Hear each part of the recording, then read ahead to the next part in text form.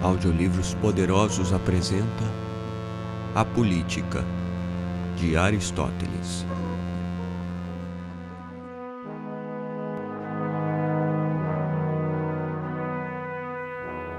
Este audiolivro foi dividido em 7 partes.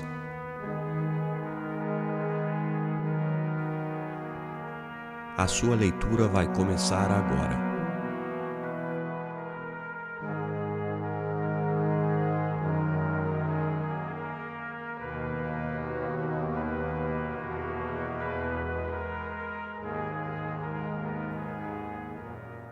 Da origem do Estado, o Estado e seu governo. Como sabemos, todo Estado é uma sociedade, a esperança de um bem, seu princípio, assim como de toda a associação, pois todas as ações dos homens têm por fim aquilo que consideram um bem. Todas as sociedades, portanto, têm como meta alguma vantagem, e aquela que é a principal e contém em si todas as outras, se propõe a maior vantagem possível. Chamamo-la Estado ou sociedade política. Enganam-se os que imaginam que o poder de um rei ou de um magistrado de república só se diferencia do de um pai de família e de um senhor pelo número maior de súditos, e que não há nenhuma diferença específica entre seus poderes. Segundo eles, se tem poucos súditos, é um senhor. Se tem alguns a mais, é um pai de família. Se tiver ainda mais, é um rei ou um magistrado de república. Como se não houvesse diferença entre uma grande família e um pequeno estado, nem entre um rei e um magistrado de república. A distinção seria que um rei governa sozinho perpetuamente, enquanto um magistrado de república comanda e obedece alienadamente em virtude da Constituição. Tudo isso, porém, é errado, como veremos ao examinar esta matéria, segundo o método que usamos em nossas outras obras. Como não podemos conhecer melhor as coisas compostas do que decompondo-as e analisando-as até seus mais simples elementos, comecemos por detalhar assim o Estado e por examinar a diferença das partes, e procuremos saber se há uma ordem conveniente para tratar de cada uma delas. A formação da cidade. Nesta, como em qualquer outra matéria, uma excelente atitude consiste em remontar à origem. É preciso, inicialmente, reunir as pessoas que não podem passar umas sem as outras, como o macho e a fêmea, para a geração.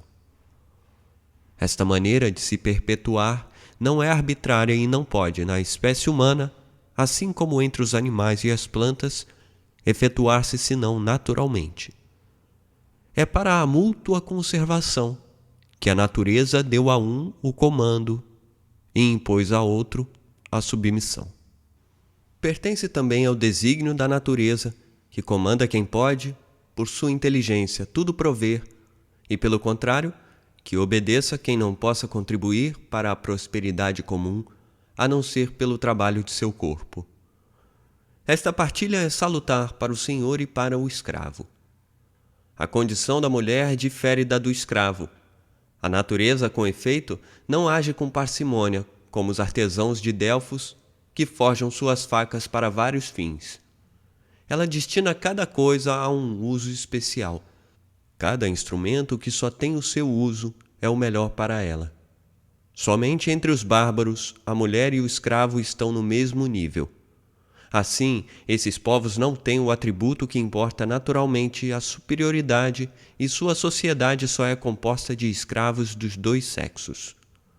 Foi isso que fez com que o poeta acreditasse que os gregos tinham, de direito, poder sobre os bárbaros, como se na natureza bárbaros e escravos se confundissem. A principal sociedade natural, que é a família, formou-se, portanto, da dupla reunião do homem e da mulher, do senhor e do escravo. O poeta Hesíodo tinha razão ao dizer que era preciso, antes de tudo, a casa, depois a mulher e o boi lavrador, já que o boi desempenha o papel do escravo entre os pobres. Assim, a família é a sociedade cotidiana formada pela natureza e composta de pessoas que comem, como diz Carondas, o mesmo pão e se esquentam, como diz Epimênides de Creta, com o mesmo fogo.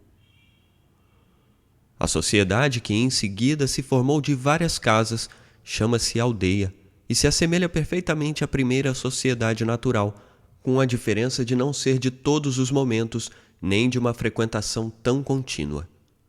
Ela contém as crianças e as criancinhas, todas alimentadas com o mesmo leite. De qualquer modo, trata-se de uma colônia tirada da primeira pela natureza. Assim, as cidades inicialmente foram, como ainda hoje o são algumas nações, submetidas ao governo real, formadas que eram de reuniões de pessoas que já viviam sob um monarca. Com efeito, toda a família, sendo governada pelo mais velho como que por um rei, continuava a viver sob a mesma autoridade por causa da consanguinidade. Este é o pensamento de Homero quando diz: cada um, senhor absoluto de seus filhos e de suas mulheres, distribui leis a todos. Isso ocorria porque nos primeiros tempos as famílias viviam dispersas. É ainda por essa razão que todos os homens que antigamente viveram e ainda vivem sob reis dizem que os deuses vivem da mesma maneira, atribuindo-lhes o governo das sociedades humanas, já que os imaginam sob a forma do homem. O homem, abre aspas, animal cívico. A sociedade que se formou da reunião de várias aldeias constitui a cidade, que tem a faculdade de se bastar a si mesma, sendo organizada não apenas para conservar a existência, mas também para buscar o bem-estar. Esta sociedade, portanto, também está nos desígnios da natureza, como todas as outras que são seus elementos. Ora, a natureza de cada coisa é precisamente seu fim. Assim, quando um ser é perfeito, de qualquer espécie que ele seja, homem, cavalo, família, dizemos que ele está na natureza. Além disso, a coisa que, pela mesma razão, ultrapassa as outras e se aproxima mais do objetivo proposto, deve ser considerada a melhor. Bastar-se a si mesma é uma meta a que tende toda a produção da natureza e é também o mais perfeito estado. É, portanto, evidente que toda a cidade está na natureza e que o homem é naturalmente feito para a sociedade política. Aquele que, por sua vez, e não por obra do acaso, existisse sem nenhuma pátria, seria um indivíduo detestável, muito acima ou muito abaixo do homem, segundo Homero. Um ser sem lar, sem família e sem leis. Aquele que fosse assim por natureza só respiraria a guerra, não sendo detido por nenhum freio, e como uma ave de rapina, estaria sempre pronto para cair sobre os outros. Assim, o homem é um animal cívico, mais social do que as abelhas e os outros animais que vivem juntos. A natureza, que nada faz em vão, concedeu apenas a ele o dom da palavra, que não devemos confundir com os sons da voz. Estes são apenas a expressão de sensações agradáveis ou desagradáveis, de que os outros animais são, como nós, capazes. A natureza deu-lhes um órgão limitado a este único efeito. Nós, porém, temos a mais, se não o conhecimento desenvolvido, pelo menos o sentimento obscuro do bem e do mal, do útil e do nocivo, do justo e do injusto, objetos para a manifestação dos quais nos foi principalmente dado o órgão da fala. Este comércio da palavra é o laço de toda a sociedade doméstica e civil. O Estado, ou sociedade política, é até mesmo o primeiro objeto a que se propôs a natureza. O todo existe necessariamente antes da parte. As sociedades domésticas e os indivíduos não são senão as partes integrantes da cidade, todas subordinadas ao corpo inteiro, todas distintas por seus poderes e suas funções, e todas inúteis quando desarticuladas, semelhantes às mãos e aos pés, que, uma vez separados do corpo, só conservam o nome e a aparência, sem a realidade, como uma mão de pedra. O mesmo ocorre com os membros da cidade. Nenhum pode bastar-se a si mesmo. Aquele que não precisa dos outros homens, ou não pode resolver-se a ficar com eles, ou é um deus ou um bruto. Assim, a inclinação natural leva os homens a este gênero de sociedade. O primeiro que a instituiu trouxe-lhe o maior dos bens. Mas assim como o homem civilizado é o melhor de todos os animais, aquele que não conhece nem justiça nem leis é o pior de todos. Não há nada, sobretudo, de mais intolerável do que a injustiça armada. Por si mesmas, as armas e a força são indiferentes ao bem e ao mal. É o princípio motor que qualifica seu uso. Servir-se delas sem nenhum direito e unicamente para saciar suas paixões rapaces ou lúbricas é atrocidade e perfídia. Seu uso só é lícito para a justiça. O discernimento e o respeito ao direito formam a base da vida social, e os juízes são seus primeiros órgãos. Do senhor e do escravo. Após ter indicado quais são as partes que constituem o Estado, devemos, já que os Estados são formados de famílias, falar primeiro do governo doméstico. Uma família completamente organizada compõe-se de escravos e de pessoas livres.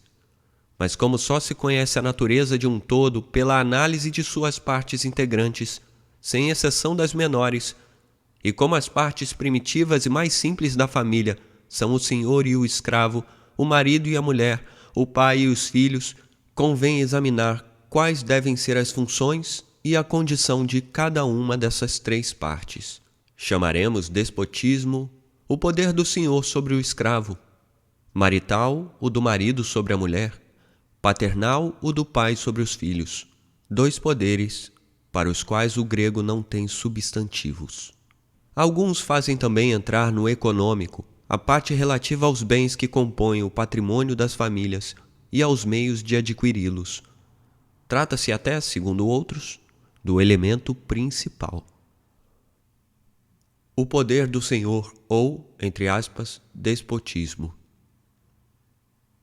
Para conhecer o que é indispensável à composição da família, comecemos por falar do poder despótico e da escravidão, e vejamos se não seria possível encontrar sobre esta matéria algo mais satisfatório do que já foi dito até o presente. Uns, de fato, como já vimos, confundem todos os poderes e compreendem, num só e único sistema, o poder do mestre e a realeza, o governo republicano e a administração da economia. Outros consideram que o poder senhorial não tem nenhum fundamento na natureza e pretendem que esta nos criou a todos livres e a escravidão só foi introduzida pela lei do mais forte e é por si mesma injusta como um puro efeito da violência. Quanto à economia, observo que é impossível viver comodamente ou mesmo simplesmente viver sem o necessário. Portanto, como os bens fazem parte da casa, os meios de adquiri-los também fazem parte do governo doméstico. E assim, como nenhuma das artes que tem um objeto preciso e determinado realiza sua obra sem seus instrumentos próprios, a economia também precisa deles para chegar ao seu objetivo. Existem dois tipos de instrumentos, uns inanimados, outros animados. Assim é que para a navegação, o leme é um instrumento inanimado e o piloto, um instrumento animado. Em todas as artes, o trabalhador é uma espécie de instrumento. Um bem é um instrumento da existência. As propriedades são uma reunião de instrumentos. E o escravo, uma propriedade instrumental animada, como um agente preposto a todos os outros meios. Se cada instrumento pudesse executar por si mesmo a vontade ou a intenção do agente, como faziam, dizem, as marionetes de Dédalo ou os tripés de Vulcano, que vinham por si mesmos, segundo Homero, aos combates dos deuses.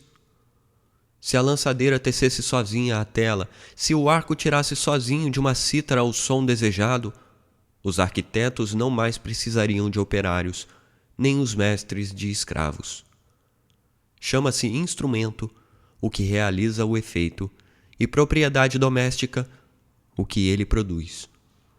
O tear, por exemplo, e o torno, além do exercício que nos proporciona seu uso, fornecem-nos ainda pano e camas. Ao passo que o pano e a cama que eles nos produzem se limitam ao nosso simples uso.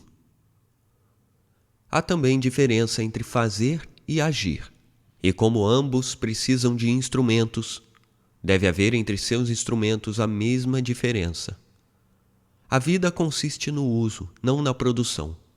O servidor é um ministro da ação. Chamam-no propriedade da casa, como parte dela. A coisa possuída está para o possuidor, assim como a parte está para o todo. Ora, a parte não é somente distinta do todo, ela lhe pertence. O mesmo ocorre com a coisa possuída em relação ao possuidor. O senhor não é, senão, o proprietário de seu escravo, mas não lhe pertence. O escravo, pelo contrário, não somente é destinado ao uso do senhor, como também dele é parte. Isto basta para dar uma ideia da escravidão e para fazer conhecer esta condição. O homem que, por natureza, não pertence a si mesmo, mas a um outro, é escravo por natureza. É uma posse e um instrumento para agir separadamente e sob as ordens de seu senhor. A servidão natural.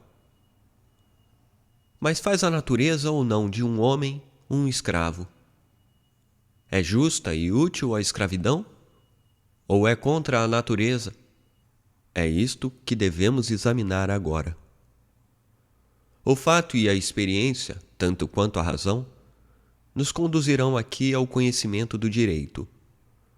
Não é apenas necessário, mas também vantajoso que haja mando por um lado e obediência por outro. E todos os seres, desde o primeiro instante do nascimento, são, por assim dizer, marcados pela natureza, uns para comandar, outros para obedecer. Entre eles, há várias espécies de superiores ou de súditos, e o mando é tanto mais nobre quanto mais elevado é o próprio súdito. Assim, mais vale comandar homens do que animais. O que se executa mediante melhores agentes é sempre mais bem executados, partindo então a execução do mesmo princípio que o comando. Ao passo que, quando aquele que manda e aquele que obedece são de espécies diferentes, cada um sacrifica algo de seu. Em tudo o que é composto de várias partes, quer contínuas, quer disjuntas, mas tendentes a um fim comum, sempre notamos uma parte eminente à qual as outras estão subordinadas, e isso não apenas nas coisas animadas, mas também nas que não o são, tais como os objetos suscetíveis de harmonia, mas aqui me afastarei por certo de meu objetivo. O animal compõe-se primeiro de uma alma, depois de um corpo. A primeira, por sua natureza, comanda e o segundo obedece. Digo por sua natureza, pois é preciso considerar o mais perfeito como tendo emanado dela, e não o que é degradado e sujeito à corrupção. O homem, segundo a natureza, é aquele que é bem constituído de alma e de corpo. Se nas coisas viciosas e depravadas, o corpo não raro parece comandar a alma, é certamente por erro e contra a natureza. É preciso, portanto, como dissemos, considerar nos seres animados a autoridade do senhor e a do magistrado. A primeira é a da alma sobre o corpo. A segunda exerce sobre as paixões humanas o poder da razão. É claro que o comando nestas duas espécies é conforme à natureza, assim como ao interesse de todas as partes, e a igualdade ou a alternância seriam muito nocivas a ambas. O mesmo ocorre com o homem relativamente aos outros animais, tanto os que se domesticam quanto os que permanecem selvagens, a pior das duas espécies. Para eles, é preferível obedecer ao homem, seu governo é lhes salutar. A natureza ainda subordinou um dos dois animais ao outro.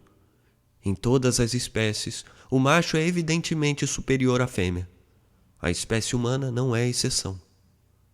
Assim, em toda parte onde se observa a mesma distância que há entre a alma e o corpo, entre o homem e o animal, existem as mesmas relações, isto é, todos os que não têm nada melhor para nos oferecer do que o uso de seus corpos e de seus membros, são condenados pela natureza à escravidão. Para eles, é melhor servirem do que serem entregues a si mesmos.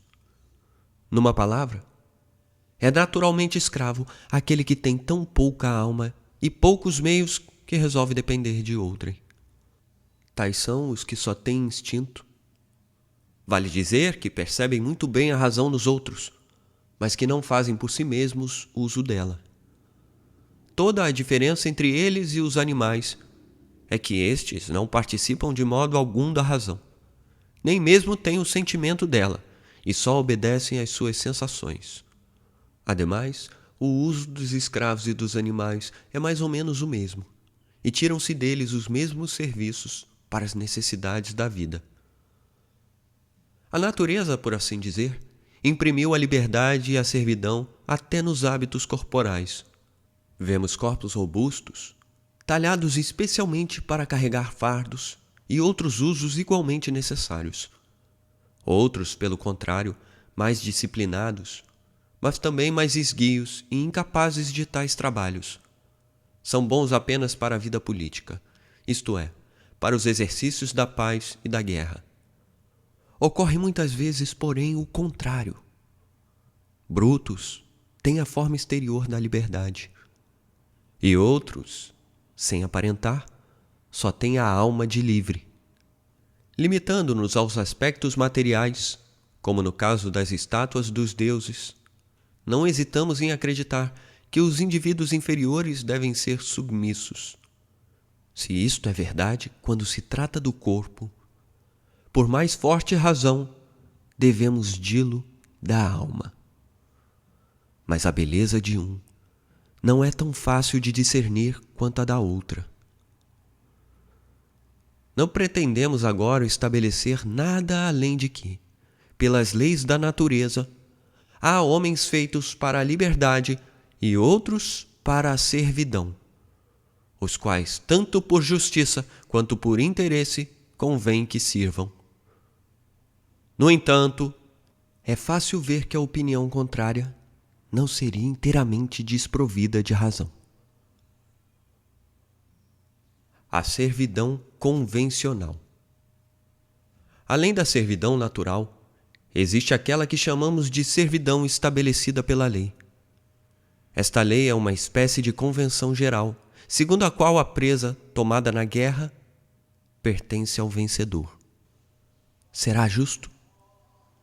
Sobre isso, os jurisconsultos não chegam a um acordo, nem tampouco, aliás, sobre a justiça de muitas outras decisões tomadas nas assembleias populares, contra as quais eles reclamam. Consideram cruel que um homem que sofreu violência se torne escravo do que o violentou e só tem sobre ele a vantagem da força. Este, pelo menos, é um ponto muito controverso para eles, e se tem muitos contraditores, tem também muitos partidários, mesmo entre os filósofos.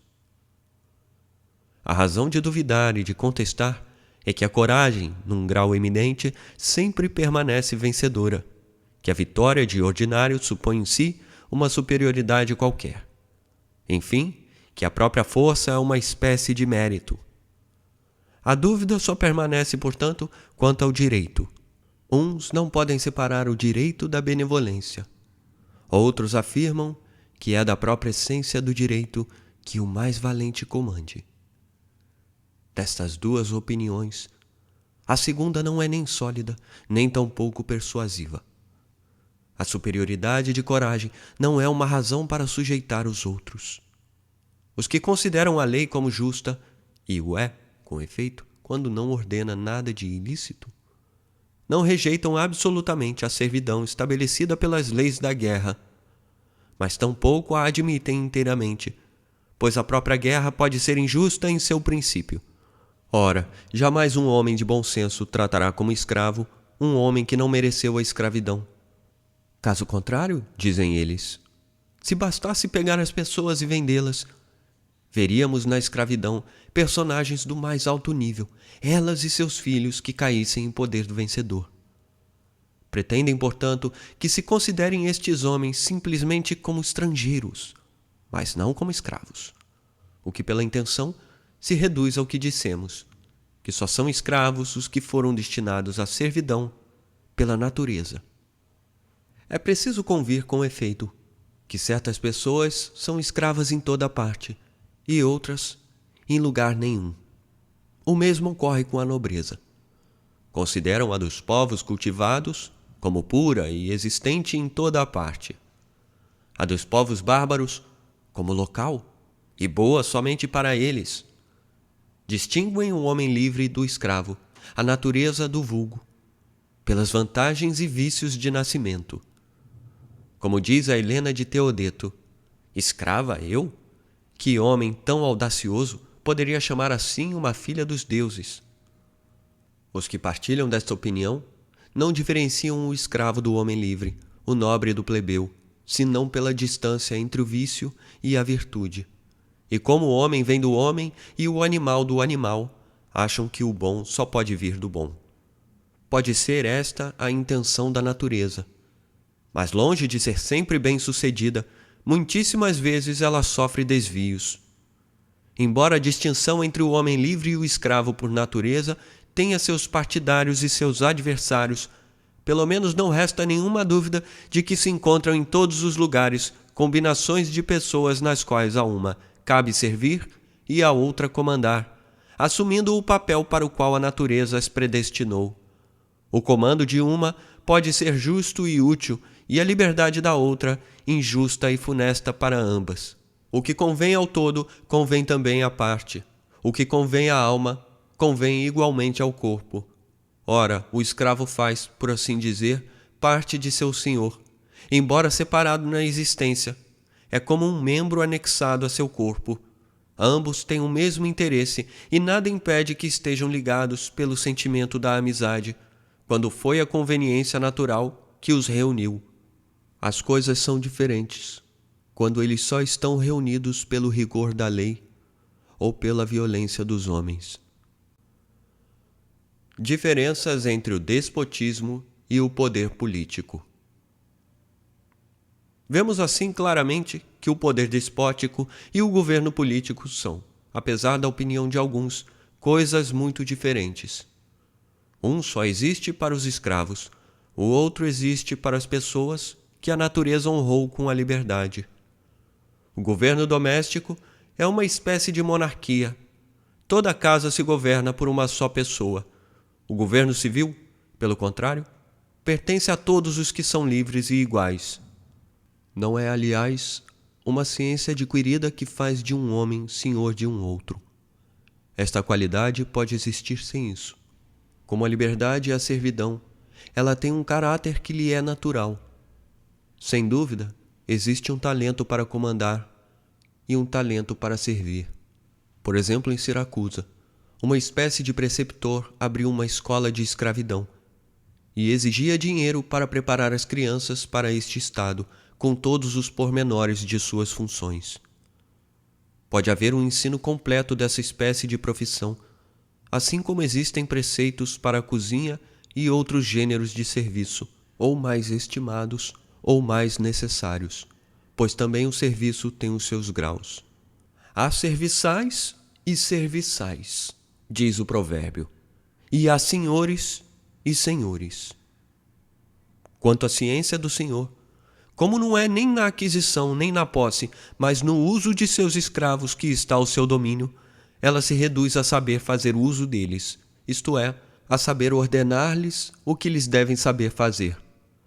Não há aí nenhum trabalho grande ou sublime, e assim, os que têm meios de evitar esse estorvo desembaraçam-se dele com algum intendente, quer para se dedicar à política, quer para se dedicar a filosofias, da propriedade e dos meios de adquiri-la.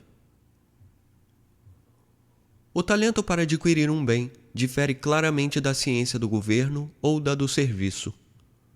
Parece-se mais com a arte militar ou com a caça. Ao expor a teoria, porém, seguiremos o plano que traçamos mais acima, em que o escravo só entra como coisa ou um instrumento. A arte de adquirir bens será idêntica à ciência do governo doméstico? Faz parte dela ou será apenas um de seus meios? E caso seja apenas um de seus meios, será como a arte de fazer lançadeiras serve a do tecelão? Ou como a forja do bronze serve a arte do fundidor de estátuas? Pois não é o mesmo gênero de trabalho, já que uma dessas artes só fornece um instrumento e as outras só a matéria. Entendo por matéria aquilo de que se faz a obra, como a lã para o fabricante de tecidos e o bronze para o fundidor de estátuas. É claro que a arte de aprovisionar uma casa não é a mesma coisa que a arte de governar. É claro. A primeira só traz os meios, a segunda faz uso deles. Pois a que pertenceria o uso dos bens da casa, a não ser a ciência do governo doméstico? Mas uma faz parte da outra, ou é uma espécie à parte? Isto oferece dificuldade, pois se para adquirir for preciso saber de onde vêm as riquezas e os bens de todos os gêneros, não podemos deixar de reconhecer um grande número de propriedades diferentes. A aquisição natural ou economia.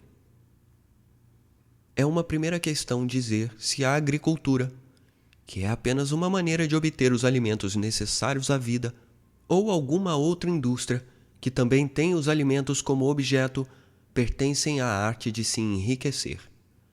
Existem várias espécies de alimentos e essa diversidade introduziu vários gêneros de vida, tanto entre os homens quanto entre os outros animais, pois não se pode viver sem alimentos. Ora, é sua diversidade que torna dessemelhante o gênero de vida dos animais. Alguns dentre eles se reúnem em bandos, outros levam uma vida solitária, conforme seja mais conveniente para obter alimento. Uns são carnívoros, outros frugívoros, e alguns comem de tudo. A natureza, portanto, distinguiu seu gênero de vida conforme a espécie de alimentos e a facilidade que tem para obtê-los. Nem todos gostam do mesmo alimento. Tal agrada a alguns, outro aos demais. Eis porque os carnívoros e os frugívoros não têm o mesmo gênero de vida. Todas essas diferenças também se notaram na vida dos homens. Os que amam o repouso preferiram a vida pastoral, sem que isso lhes custe nenhum trabalho.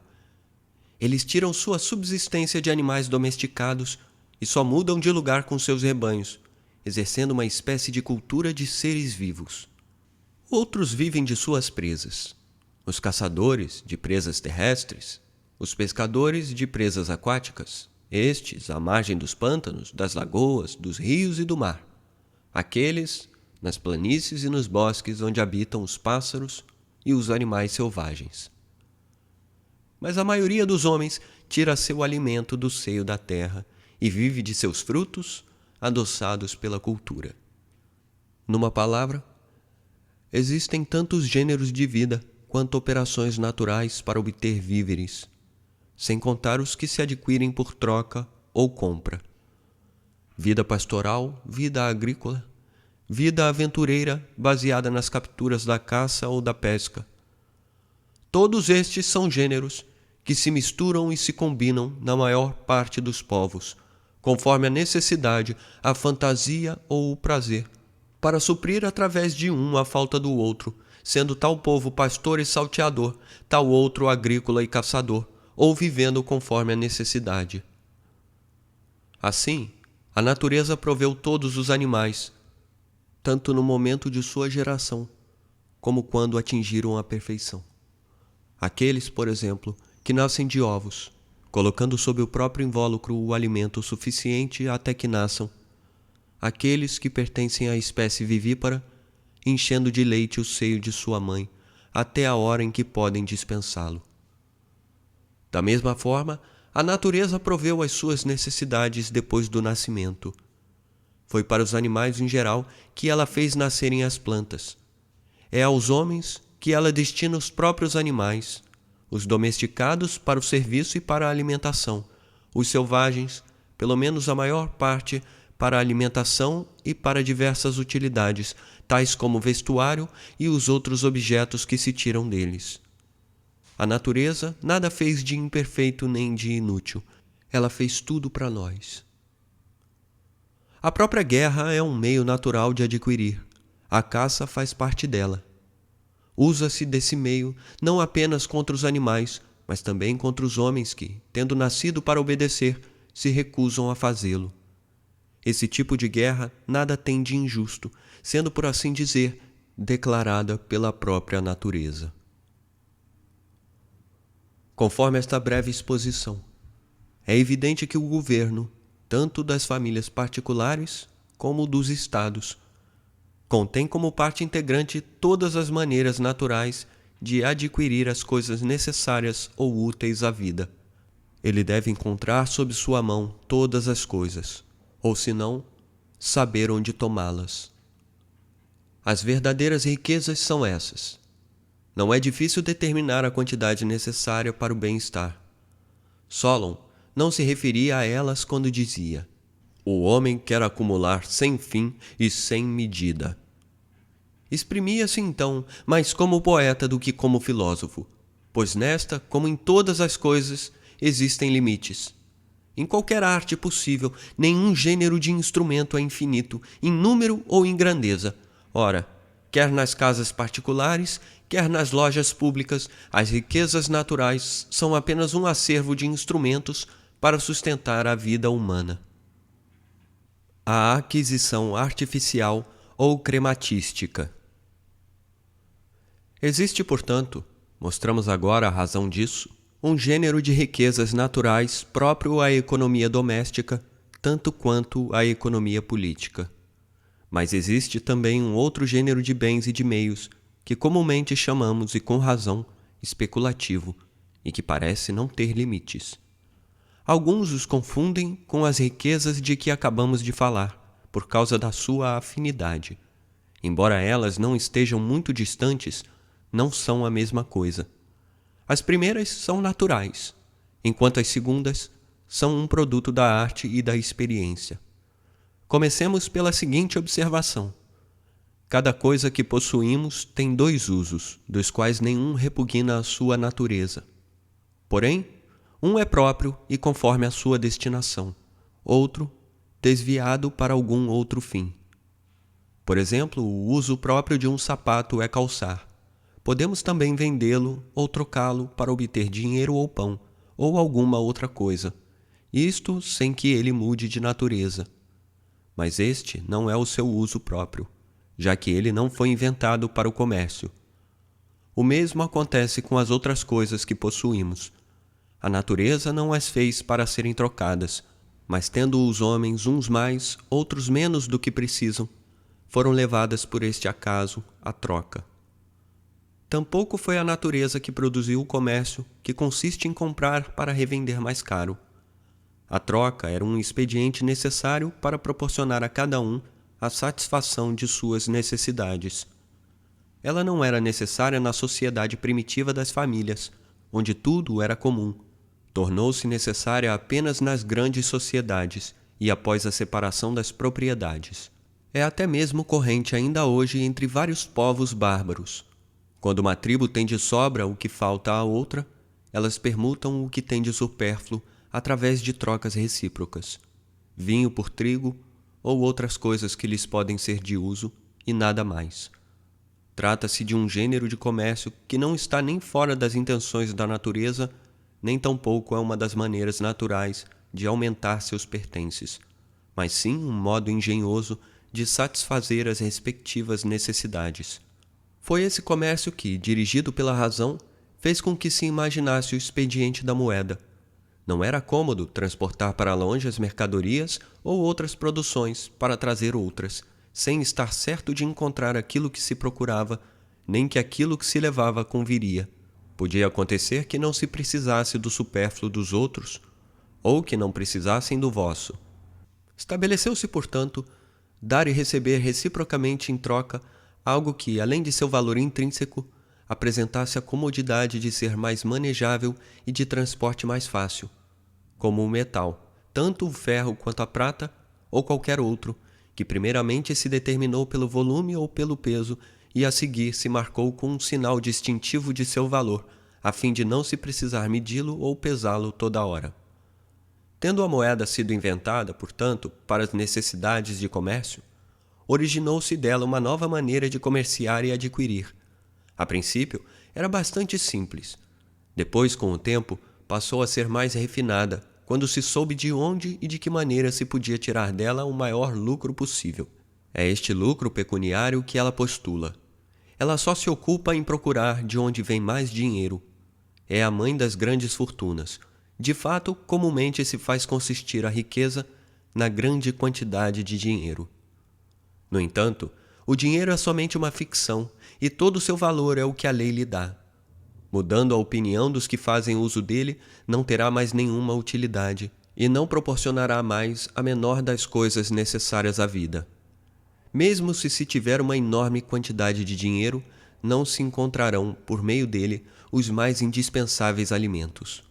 Ora, é absurdo chamar riquezas um metal cuja abundância não impede de se morrer de fome.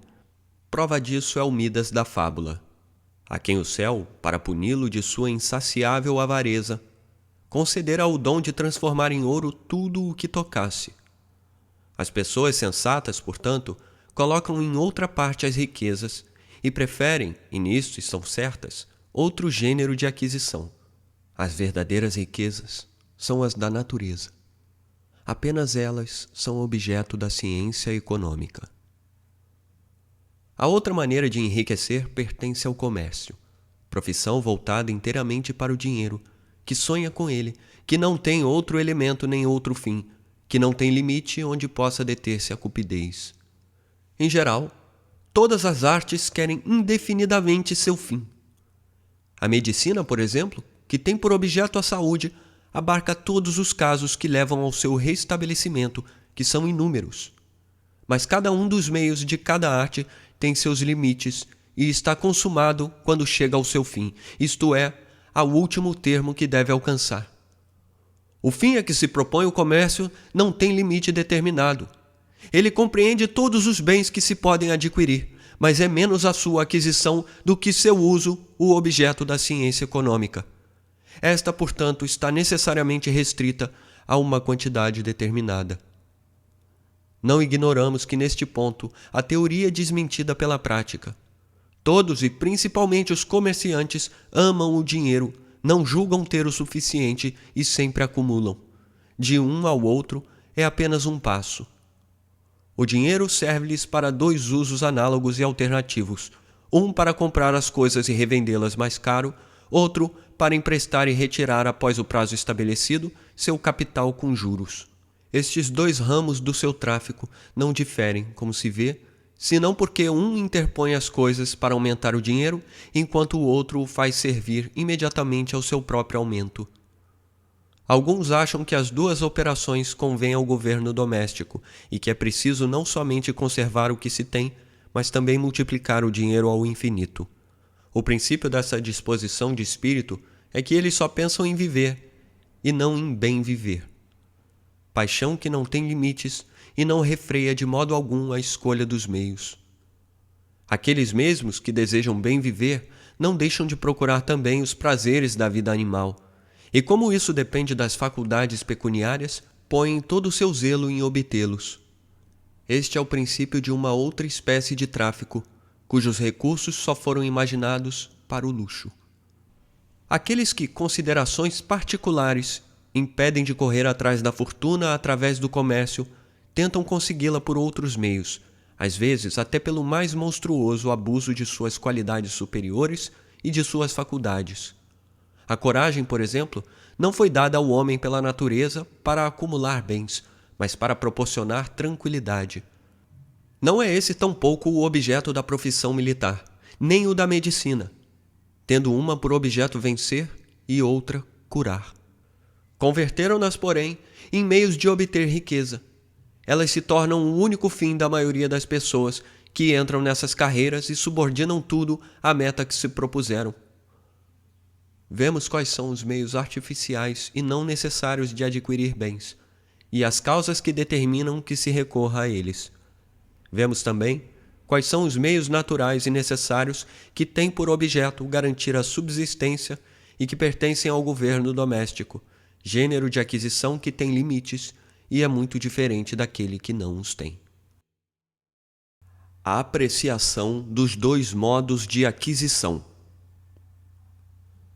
A questão pela qual começamos era saber se o governo, quer doméstico, quer político, compreende a tarefa de adquirir, ou se ele não pressupõe já feitas as aquisições.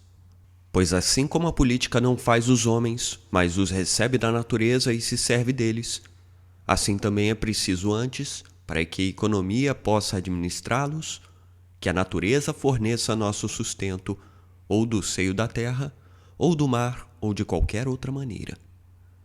Um fabricante de tecidos não faz a lã, mas serve-se dela. Julga se ela é boa ou má e própria ou não aos seus fins. Caso contrário, poderíamos perguntar por que a preocupação com a fortuna faria, mais do que a medicina, parte do governo doméstico. Se com efeito é preciso que a família tenha alimentos e outras coisas necessárias à vida, é preciso também que ela goze de saúde. Mas se convém, sob alguns aspectos, que o chefe da família ou do Estado mantenha sob seus cuidados a saúde de seus protegidos, sob outros aspectos, isto cabe mais ao médico do que a ele. Igualmente, para o abastecimento e a abundância, este cuidado pode também caber a seus ministros. O governo, como já dissemos, pressupõe a existência de todas essas coisas. Cabe à natureza fornecer o alimento aos seres que gera, e de ordinário o pai o dá aos filhos. Nada de mais natural do que o cuidado em colher frutos ou nutrir o gado para o uso. Assim, das duas maneiras de adquirir e de se enriquecer, uma pela economia e pelos trabalhos rústicos, outra pelo comércio, a primeira é indispensável e merece elogios. A segunda, em contrapartida, merece algumas censuras. Nada recebe da natureza, mas tudo da convenção. O que há de mais odioso, sobretudo, do que o tráfico de dinheiro, que consiste em dar para ter mais e com isso desvia a moeda de sua destinação primitiva? Ela foi inventada para facilitar as trocas. A usura, pelo contrário, faz com que o dinheiro sirva para aumentar-se a si mesmo. Assim, em grego, lhe demos o nome de tokos, que significa progenitura, porque as coisas geradas se parecem com as que as geraram. Ora, neste caso, é a moeda que torna a trazer moeda, gênero de ganho totalmente contrário à natureza. Algumas maneiras práticas de adquirir. O que dissemos basta para a teoria. Agora é preciso dar à prática alguns desenvolvimentos, pois se a discussão da teoria tem sua liberdade, a prática também tem sua necessidade. A atenção deve concentrar-se principalmente no conhecimento das coisas, antes que elas próprias sejam adquiridas. Saber quais são as melhores, onde se encontram e qual é a maneira mais vantajosa de obtê-las. Por exemplo, quais são os melhores cavalos, os melhores bois, os melhores carneiros ou outros animais? Em que regiões eles se dão bem? Pois nem todas as regiões são igualmente próprias para criá-los. E como podemos tê-los? O mesmo ocorre para a agricultura. É preciso conhecer os diversos tipos de terrenos virgens ou plantados. Igualmente ainda para as abelhas, os animais aquáticos e as aves de galinheiro. Devemos saber que proveito podemos tirar deles.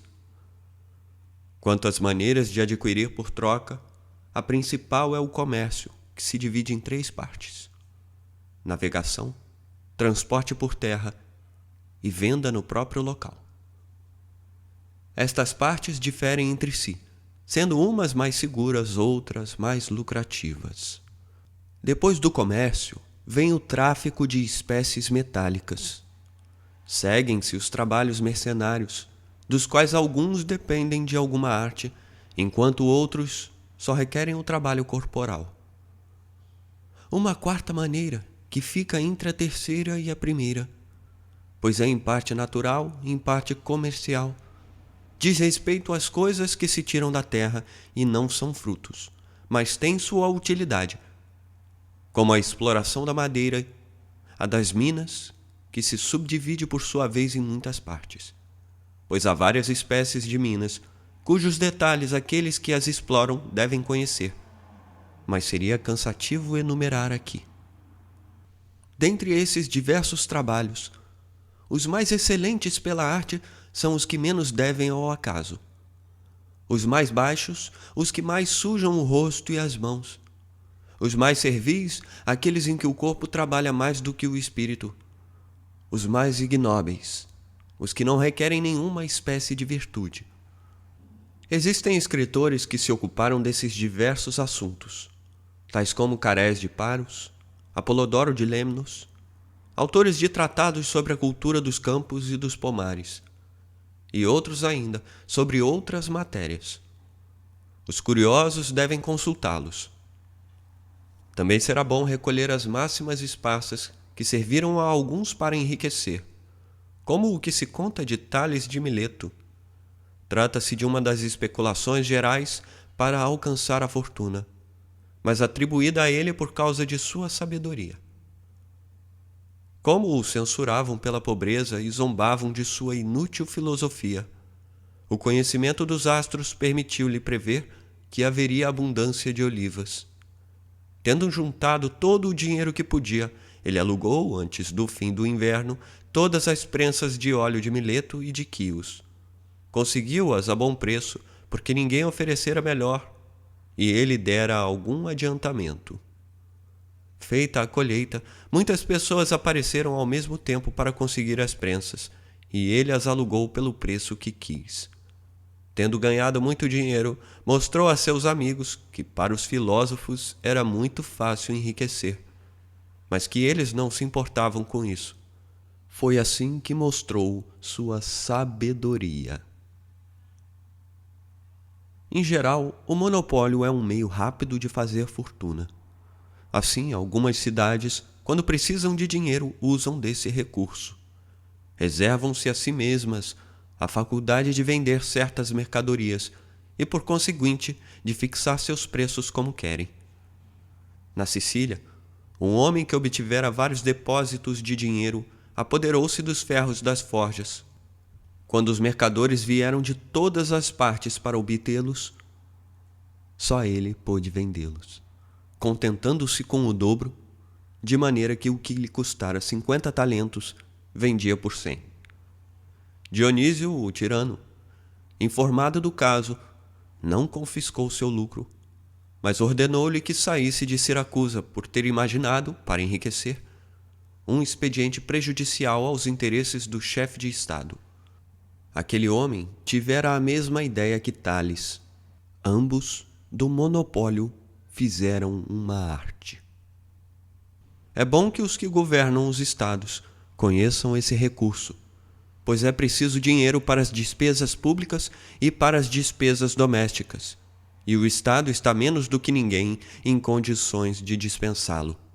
Assim, o capítulo das finanças é quase o único a que alguns prestam atenção.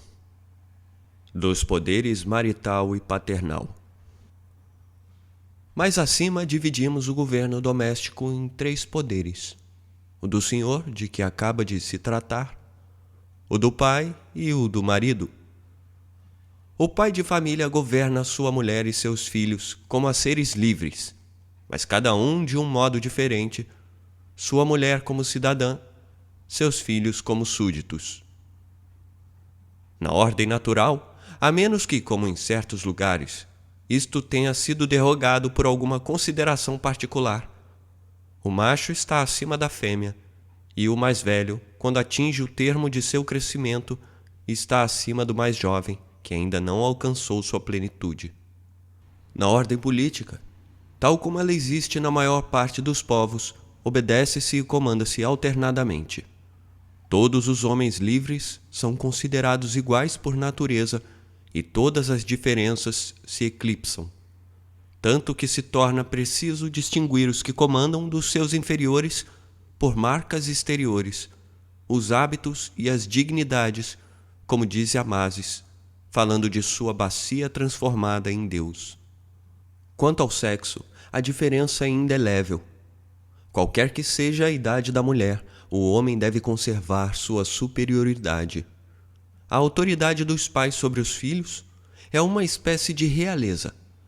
Todos os títulos ali se encontram: o da geração, o da autoridade afetuosa e o da idade. É até mesmo o protótipo da autoridade real.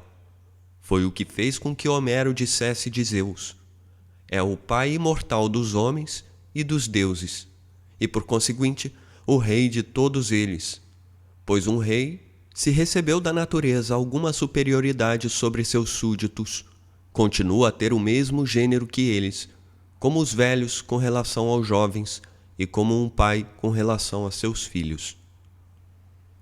As virtudes próprias aos diversos membros da família.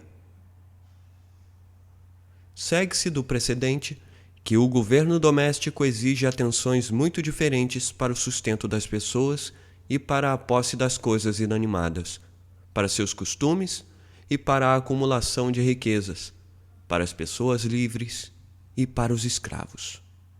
Primeiramente, podemos exigir dos escravos, além de seus serviços e de suas funções materiais, um mérito mais eminente, por exemplo, a prudência, a coragem, a justiça ou outros hábitos semelhantes? Não basta que eles cumpram suas funções? A resposta é difícil de ambos os lados. Se exigirmos deles que tenham virtudes, em que diferirão das pessoas livres? Mas se não precisarem delas, isto chocará a razão de que participam como todos os homens. A mesma questão pode ser colocada a respeito das mulheres e das crianças. Devemos exigir delas certas virtudes? Por exemplo, deve uma mulher ser sábia, corajosa e justa? Deve uma criança ter contenção e sobriedade? Em geral, são necessárias as mesmas virtudes nos que comandam e nos que obedecem? Ou então outras? Se as mesmas qualidades lhes são necessárias, por que então o mando cabe a um e a obediência a outro? A diferença entre os dois não é do mais para o menos, mas sim específica, e produz efeitos essencialmente diversos. Não menos estranho seria exigir virtudes de um lado e não de outro.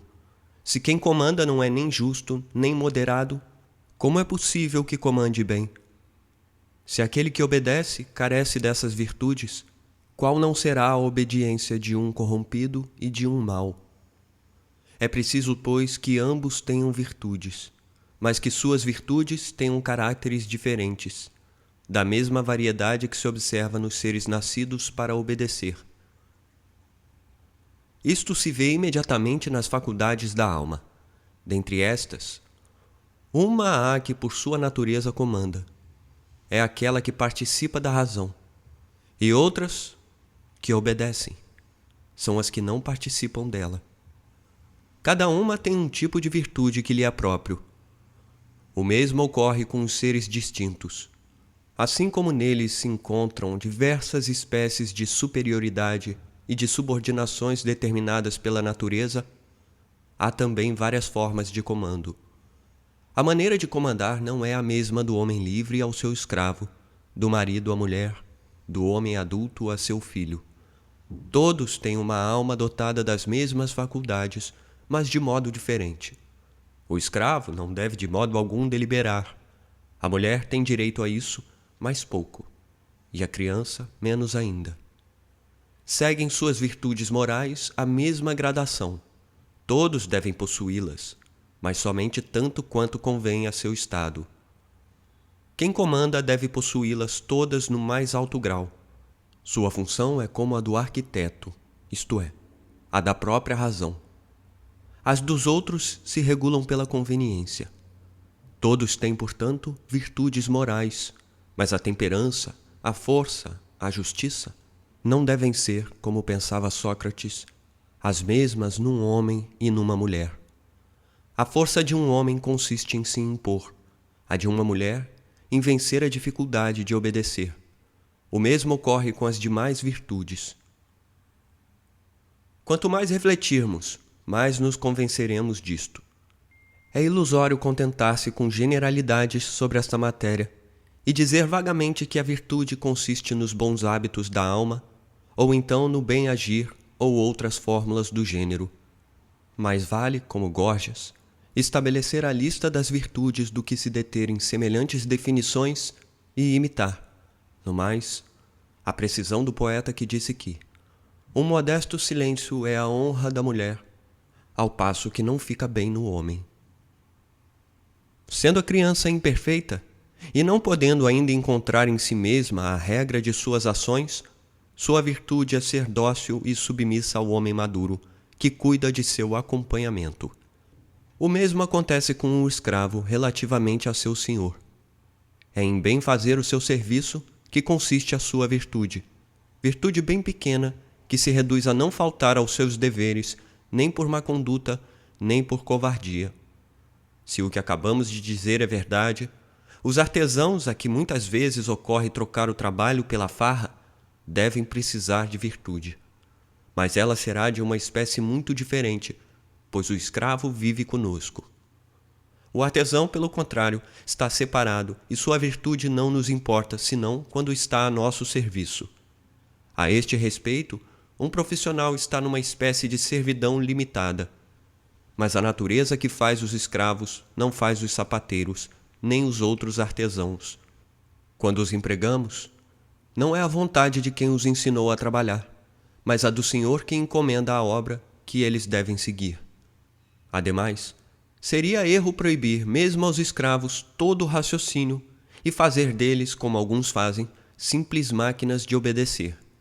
É preciso mostrar-lhes seu dever com indulgência ainda maior do que para com as crianças. Quanto ao homem e à mulher, ao pai e aos filhos, quais são as virtudes próprias a cada um deles? Qual deve ser a maneira de viverem juntos? O que devem buscar ou evitar? Como devem praticar tal coisa e abster-se de outra? É o que é indispensável examinar quando tratamos da política. Todos eles fazem parte da família, e a família faz parte do Estado. Ora, o mérito da parte deve referir-se ao mérito do todo. A educação das mulheres e das crianças deve ser da alçada do Estado, já que importa a felicidade do Estado que as mulheres e as crianças sejam virtuosas. Isto é mesmo do maior interesse, já que as mulheres constituem a metade das pessoas livres e as crianças serão os que participarão do governo dos negócios públicos. Você está ouvindo Política, de Aristóteles. Em breve, a continuação.